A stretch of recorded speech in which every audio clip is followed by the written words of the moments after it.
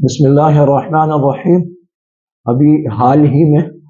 پاکستان کا کوئی T V channel ہے ہم کے نام سے، اس کے ایوارڈ شو کی تقریب ہوئی، تو اس میں جو ٹرانسجینڈر ہے وہ عجیب و غریب لباس میں تقریب میں شریک ہوئے۔ حازم بنگوار نام کا ایک بیوروکریٹ ہے، وہ بھی اس میں شریک ہوا اور اس نے وہ پنکھ والا پروں والا عجیب و غریب لباس پہنا تھا،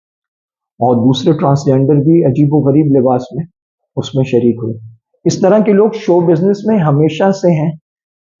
ٹرانسجینڈر ہیں، شیمیل ہیں اور اس طرح کے لوگ ہیں، لیکن اب انہوں نے خود کو نمایاں کرنا شروع کر دیا۔ یہ اپنے زرق برق اور عجیب و غریب لباسوں میں تقریبات میں شریک ہو رہے ہیں، یعنی ان کو پتہ چل رہا ہے کہ اب ہم جائیں گے معاشرے میں تو اس پر کوئی رد عمل نہیں آئے گا، لوگ ہمیں کچھ کہیں گے نہیں۔ دھیرے دھیرے ذہنی طور پہ لوگ ان سب چیزوں کو قبول کرنے لگے، اور یہی وہ چاہت ہے جو ان کے اندر موجود ہے، اور یہ چاہتے ہیں کہ یہ نارملائز ہو جائے، معاشرہ اسے قبول کرے۔ یہ لوگوں میں، عورتوں میں، مردوں میں، تقریبات میں، اداکاروں میں، فنکاروں میں، گلوکاروں میں،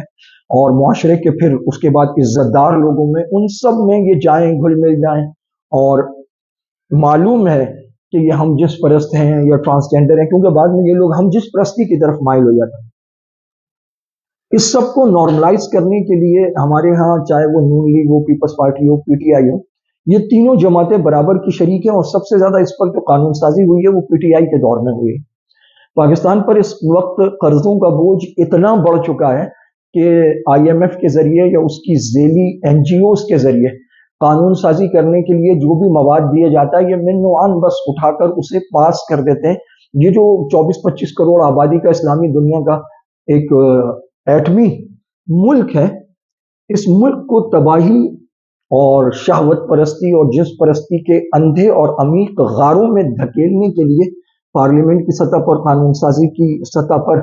اور شوبس کی سطح پر، میڈیا کی سطح پر جو یہ کر پا رہے ہیں وہ اس سے باز نہیں آ رہے، وہ اس میں مسلسل لگے ہوئے ہیں۔ کم از کم اداروں میں، تعلیمی اداروں میں اس پر اس کے خلاف